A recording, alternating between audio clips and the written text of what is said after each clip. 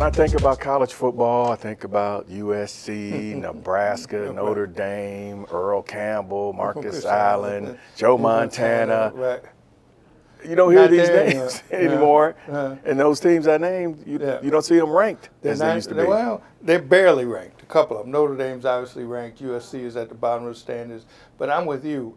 It is interesting to see that teams you expect when in the past when you say, who's the Heisman Trophy favorite, you say, who's the quarterback at Notre Dame? Who's the tailback at USC? Who's the tailback or wide receiver at Texas? You would go directly to those different schools to try and, without even thinking, saying those are the best players, best team. They don't have that anymore. Those guys, Nebraska,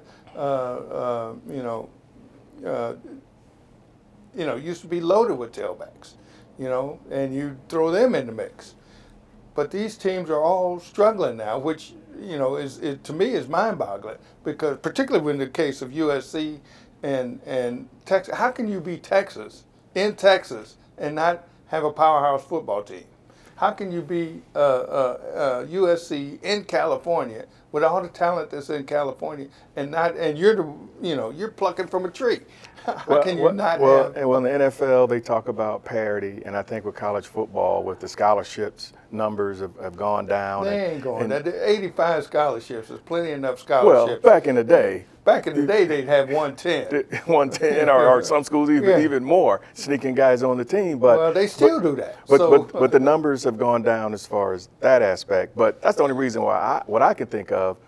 What do you think is the main reason? Well, I parity.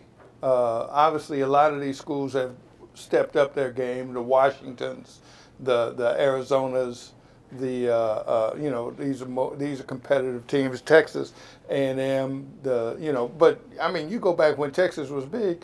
SMU was still pretty big. Oklahoma was and is still pretty big. I mean, so these teams could thrive. Nebraska, was still pretty big. But these teams, for whatever reason, be it coaching changes, philosophy, I still think one of the worst things Nebraska ever did was leaving the Big 8/Big 12 for the Big 10. They lost their identity, and I think a lot of that has to do with recruiting, whatever. So, there's a lot of influences there. But the bottom line is none of these teams are the programs that we grew up with. Or at least you. Right.